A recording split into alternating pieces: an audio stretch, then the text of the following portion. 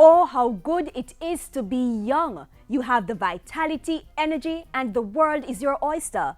In today's Jamaica magazine, we share with you the government's vision for this critical group. Welcome, I'm Andrea Chisholm. Coming up, Youth Vision. State Minister in the Youth Ministry Floyd Green engages youth leaders, sharing his plans for the way forward. You'll want to hear that. We also see how one youth, despite her disability, has been empowered to help run a family business, all because of a grant from the state-run Jamaica Council for Persons with Disabilities. All this and more unfolds after this message and the news.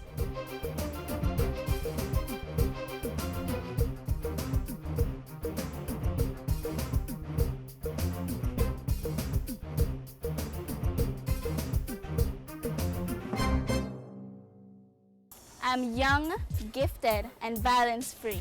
I will stand up for peace. No matter what you say, You can't take that away. I'm young, gifted, and violence-free. I choose to live. I choose to be me.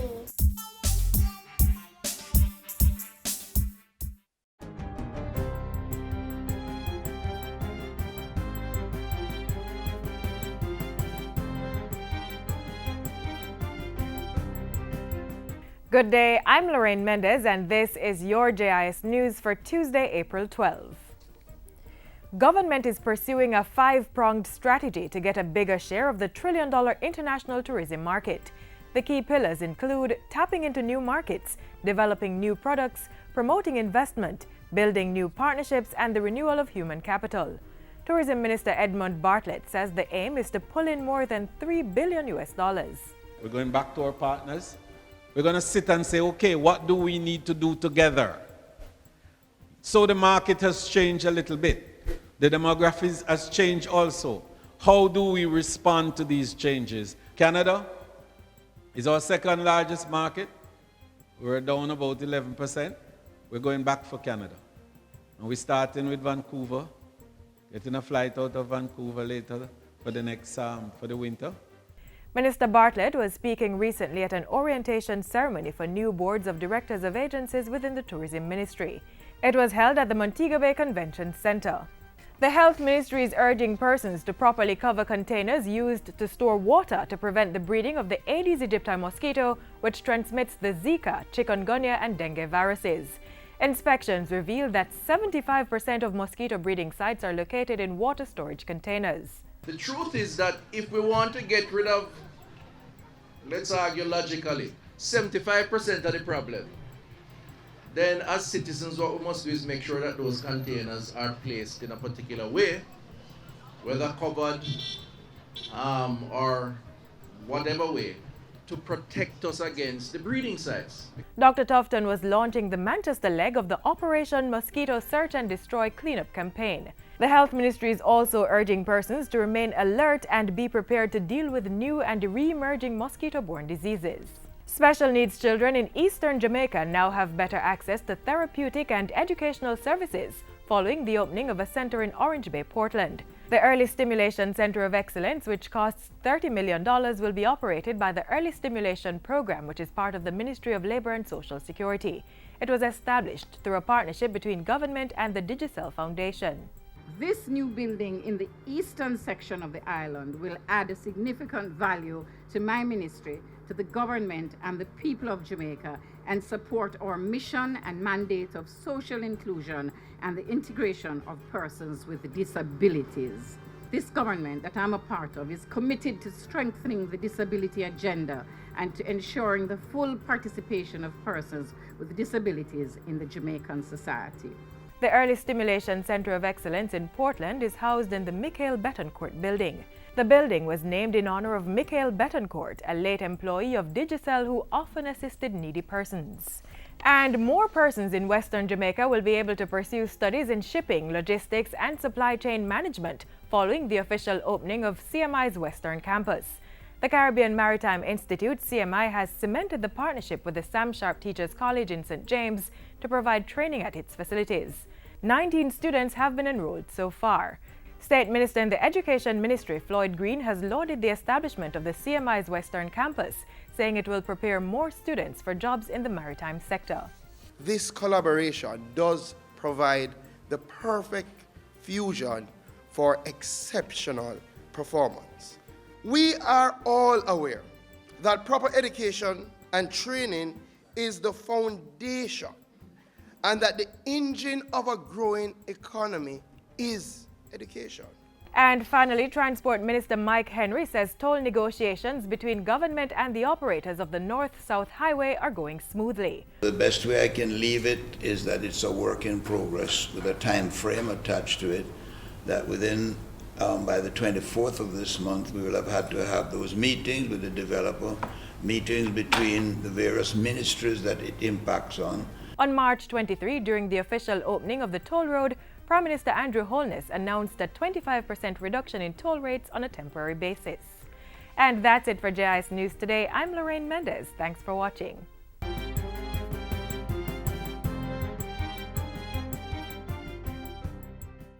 This is Romain Virgo. I'm here appeal to all of the youths them to just stay away from crime and violence. We know the temptation, the money, the fast life. People say them rate you. But that will only take you nowhere. If you stay in school and focus, then you can achieve anything. Be your own leader. A gang is a dead end. A message from the Ministry of National Security. The United Nations definition of youth, which we've adapted here in Jamaica, is those persons between the ages of 15 and 24 years old. These are critical years, and our government is fully committed to ensuring all Jamaican youth are given the chance to develop, participate, and contribute positively to society. What's the youth vision? Let's hear from our State Minister Floyd Green.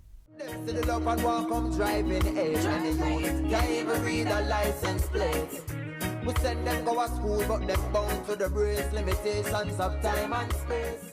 Our youth represent vibrant possibilities for development now and in the future, reads a line from Jamaica's current draft green paper for the National Youth Policy. The nation's youth, as defined by the United Nations, are those within the 15 to 24 age group. They play a critical role in Jamaica achieving economic growth and development. It is for this reason that State Minister in the Youth Ministry, Floyd Green, recently hosted a consultation session with young leaders from across the nation. Shantae French, and I'm the General Assistant Secretary. My name is Sean Edwards, Student Council President at St. George's College and also the NSCC Assistant Treasurer. My name is Alton Ratchery, President of the National Secondary Student Council. They and their peers were introduced to the Youth State Minister's vision and course of action for the way forward. But more important to hear from you, because in my vision and in my direction, I believe that you have the answers, the solutions to the problems facing our young people. So what are some of the things that the Youth Ministry plans to focus on in the next couple years? We can make it if we try. Only if we try. Both of you would have been involved in the configuration of the youth policy. You know it's now at green paper stage. After the green paper, there were some consultations that were had. We're now collating all of that information to see the, positive, constructive suggestions that were made in relation to the youth policy.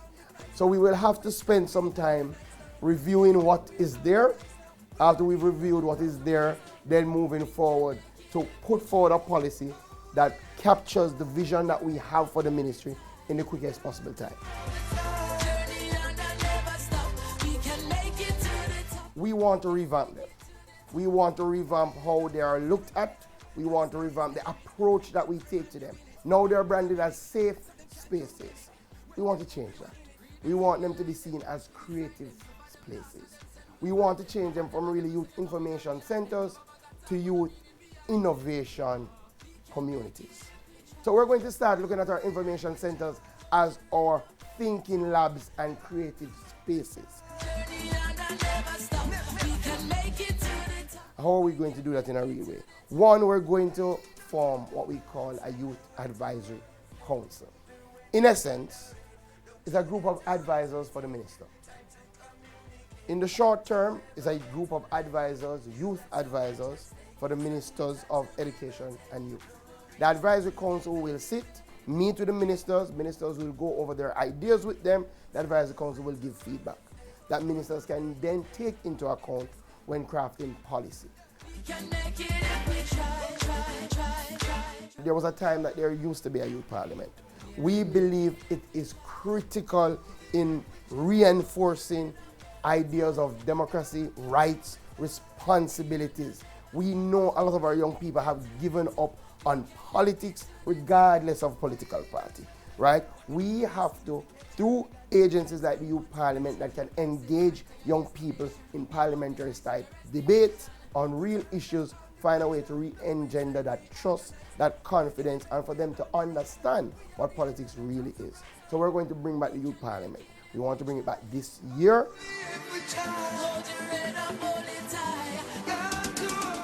We believe that Youth Month should be a celebration of youth culture. We want to ensure that Youth Month is alive, that Youth Month has the energy that is getting our young people into productive activity, right? We believe that things like in Youth Month, we should have something like a youth festival, right? That celebrates our young people in a real way. And in other areas, in terms of culture, in terms of art, that is what we want to look at. Knowledge are the key to any possibility that them can achieve. The youth need flow, the ways to the truth. But we want you to understand that this is your country, your ministry, and you are going to set the parameters. What then is the vision of the Ministry of Youth? And that is clearly to provide that platform that enables our young people to ensure that they can be the global world changers that we know they are. This is about us working together to frame the Jamaica that we all want to see. So the school never witnessed them arrival. Whenever see sense of unity and strength, so I fear competition with them rival. Still the youth need flow. The knowledge of the Don't waste your time with thoughts of giving up. It's all in your mind. Let it go, let it go. My name is Jason Ricketts, and I employ all youth with disability to not give up hope.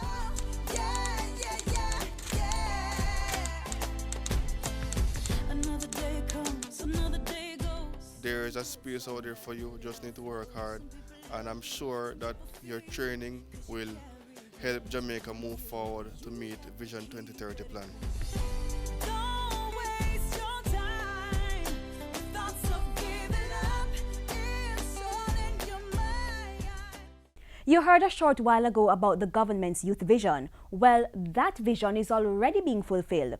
Take, for instance, how one young lady with Down syndrome is creating economic empowerment for herself and her family by simply accessing a grant from the Jamaica Council for Persons with Disabilities.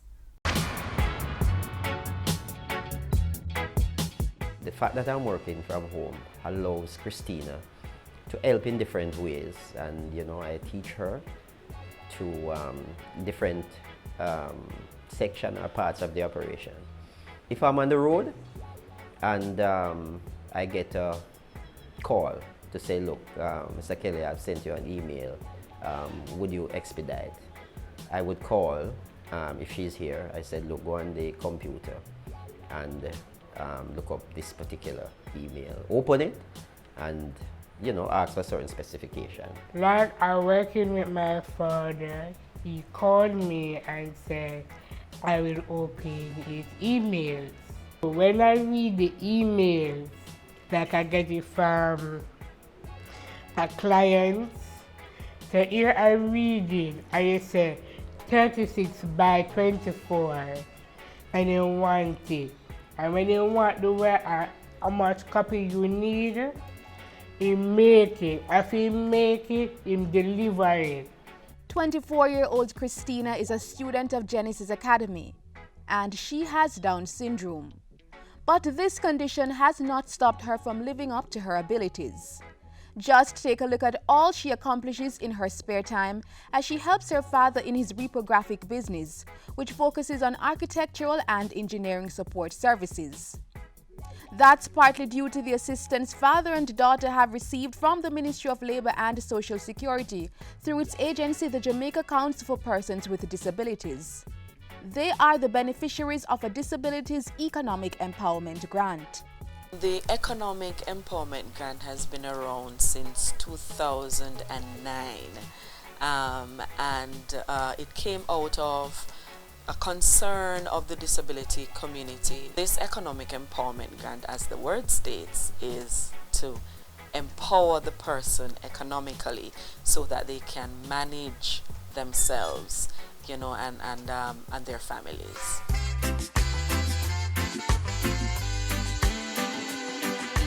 Many families have benefited from the grant.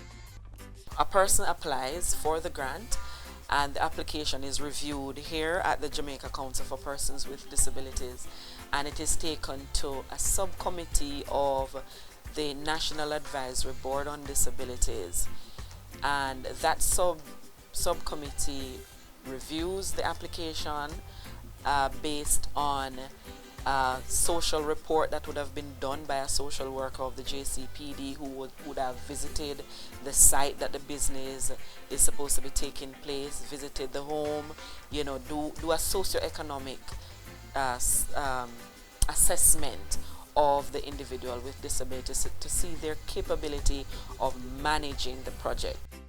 To begin the application process, you should have a business plan or already be operating a business, like the Kellys who needed the grant for their business after a fire burned down their previous establishment, forcing them to move the business to their home. I came to know about the empowerment grant based on a previous support I got from the foundation. So having learned, I went physically and got an application, fill the application out, state what if I am successful, what I would be doing with the grant. And in this case, I had a piece of equipment which would assist me greatly in my operation. And it was down and needed repairs. So I made the application and was successful. As in the case of Christina, a parent of a child with a disability who is also working in their business can apply for this grant. A parent can also apply on behalf of his or her child with a disability if that child is running his or her own business. For an individual, the grant funding can be as much as $150,000. Groups of persons with disabilities along with able-bodied persons may also apply, and group funding may go up to as much as $450,000. In order to apply for the grant, here are the requirements. You have to have a disability, first of all. You have to be registered with the Jamaica Council for Persons with Disabilities. For persons doing the business, you must have a business plan. You must have your TRN, and the business owner from which you are purchasing, or the supplier from which you are purchasing, they must have their TRN also. If you're successful on your application, then you'll need to do a compulsory business training exercise which is done in partnership with the Jamaica Business Development Corporation, JBDC. This exercise is to help approved applicants with basic money management and business management practices, as well as other skills needed in the successful execution of a business. So after they have gone through this training, then they can begin their project. And the social workers of the JCPD right across the island does follow up to ensure that the project is going well. We encourage the persons in a group or individuals to register their business after a while. You know, the business is going well after the training and all of that, and they should register the business. They're also encouraged to ensure that they are contributing to the national insurance scheme so that when they retire, they can benefit.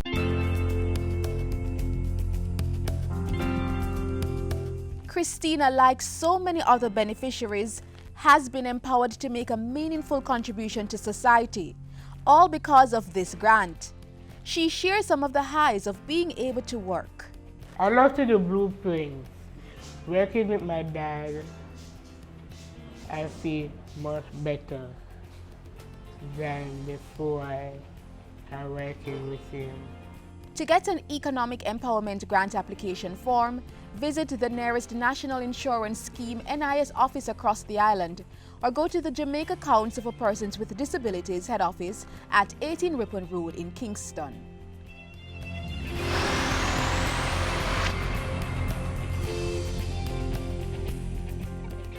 You just saw the story of Christina, who is making a difference despite her disability. As we continue our focus on youth, what role do you think young people like her can play in national development?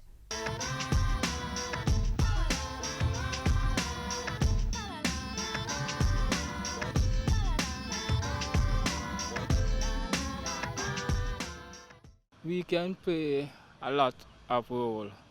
For example, the blind cricket, forcing development, and we take part in national development.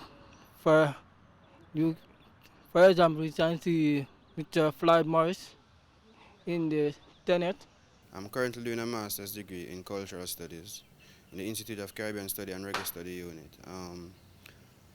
From this master's degree, I really hope to contribute to the popular culture of Jamaica, specifically reggae music and dancehall music. So one of my aims is to preserve and maintain the culture of reggae. What youth can do in national development is to be qualified and to get jobs that will enable them to make an impact on society. For example, in my case, I am a trained teacher, but currently I'm an administrative assistant. So I am able to give back to the community by ensuring that the students I serve, the students with disabilities who I serve, get the best out of the University of the West Indies so that they are positive role models for those to come. I'm currently studying linguistics and language education. My goal is to just really understand the language, interpret it in the right way so that I can impart knowledge to the students so they may reach further, and that is how I'll contribute to national development.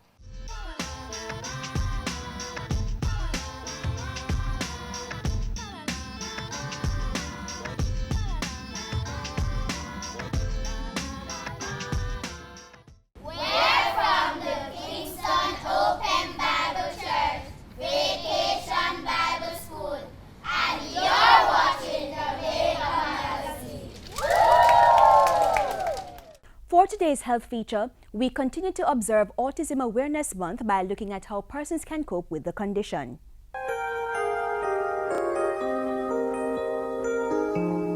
Is your child showing signs of delayed development? Does he or she often shy away from interacting with others, appear overly disruptive, or exhibit strange behaviors?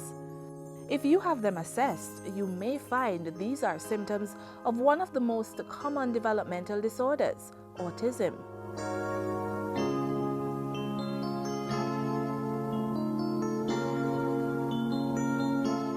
Autism is a complex disability which affects the social and communication skills of an individual. Children with autism exhibit mild to severe developmental difficulties in speech, social skills, and physical abilities. When children, are expected to first say mommy, daddy, or put 2 to 3 words together, children with autism may do that much later, or some not at all. They tend not to respond, so when, you normally ask children, go and get this for me, the child with autism may not be able to respond to that. And you often expect children to point to things as they're growing up. The child with autism often doesn't point or wave by or use other gestures. Some other indicators of autism include persistent repetitive behaviors, such as spinning objects, clicking light switches, or opening and closing cupboard doors. Severe resistance to change in routine, including their diet or mode of dress, and a tendency to exhibit severe obsessive-compulsive behaviors, like placing things in order all the time. The prevalence rate for those born with the condition has increased rapidly. The latest statistics show that approximately 1 in every 88 children born each year will have the condition.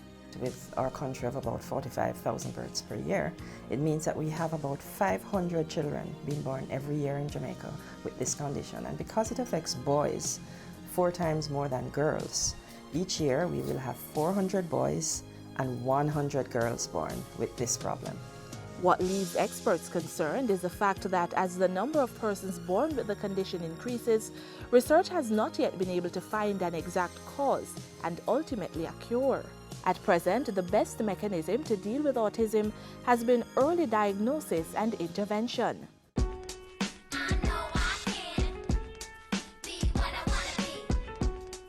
If you can provide children with early intervention when the brain is developing rapidly, then you can make a significant impact. You're probably not going to change the diagnosis of autism, but you're going to improve the child's developmental status. Jamaica's Education Ministry, in partnership with other agents, has sought to provide support to special needs children and caregivers through multiple initiatives. Facilities such as the Early Stimulation Program and schools like the School of Hope and the Promise Learning and Training Center all get governmental support to offer developmental and social support programs, including speech, occupational and behavior modification therapy, and others. So it's up to parents and guardians to be vigilant and act quickly so their children can have a chance at getting the help they need. At age 2 or 3, you may see the manifestation developing, where the child may be lacking communication, lacking social skills, or maybe having stereotyped or repetitive behaviors.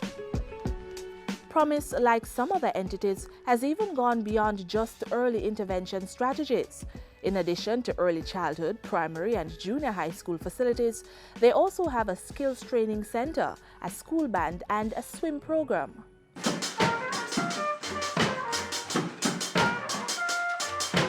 If these students were discarded, we would not have seen their potential.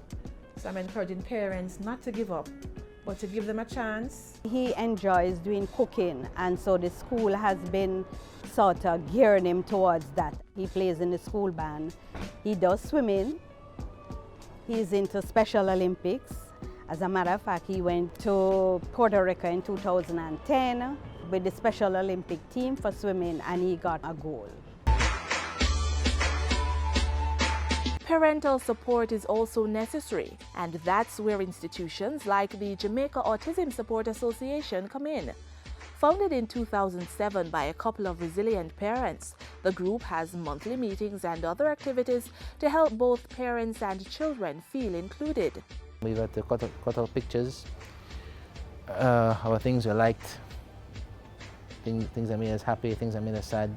Things that make me mad or angry is about things that I lost: my jewelry, my shoes, and my ring. First it started within our circle, and then eventually we made it a national organization for parents out there who not receiving any form of intervention at all, who totally have nowhere to turn to, nobody to turn to, no computer access to know about the disorder.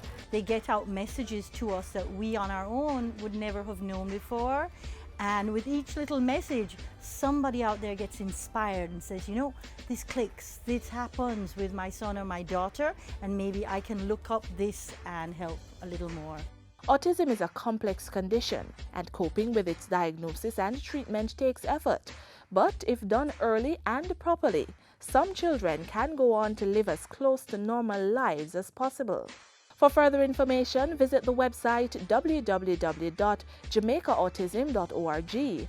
Contact the Jamaica Autism Support Association at 831-6140 or the Special Education Unit in the Ministry of Education at 967-2312 or 922-9370-9.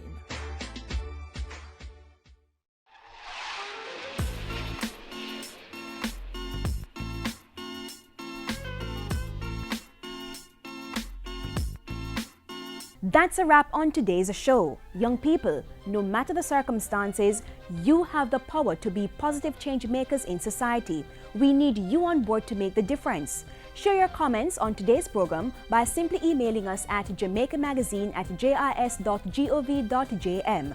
Learn about the current happenings of our government by visiting jis.gov.jm. Or if social media is more your thing, visit our platforms on Instagram, Facebook, and Twitter. I'm Andrea Chisholm, and on behalf of the hard-working production team here at the JIS, thanks for watching Jamaica Magazine. This has been a production of the Jamaica Information Service, the voice of Jamaica.